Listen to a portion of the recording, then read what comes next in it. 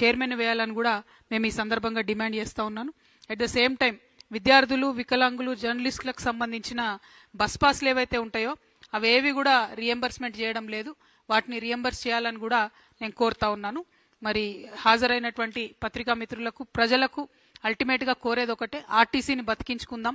సామాన్యుడికి ఏదైతే ట్రాన్స్పోర్ట్గా వ్యవహరిస్తుందో అటువంటి ఆర్టీసీ సంస్థను ప్రైవేటీకరణ చేసేటటువంటి కుట్ర ఏదైతే ఉందో దాన్ని అందరం కూడా కలిసి సమిష్టిగా అడ్డుకోవాలి.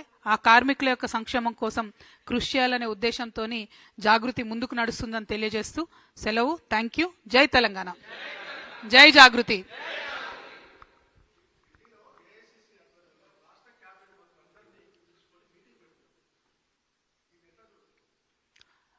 నేను చూసిన హరీష్ రావు గారి స్టేట్మెంట్ని, తెలంగాణ ఆత్మగౌరవాన్ని తాకట్టు పెట్టి మొత్తం క్యాబినెట్ అంతా ఢిల్లీకి తీసుకుపోయినారు అని అంటున్నారు. 100% అది వాస్తవం. అయితే విషయం ఏంటంటే అప్పుడు క్యాబినెట్ ఎర్రవల్లికి పోయేది, ఇప్పుడు ఢిల్లీకి పోతుంది. అంతే, పెద్ద తేడా ఏం లేదు. సో క్యాబినెట్ ఆత్మగౌరవం అనేటటువంటిది ఎక్కడైనా కూడా సెక్రటేరియట్లో క్యాబినెట్ మీటింగ్లు జరిగితే దానికి మర్యాద ఉంటుంది.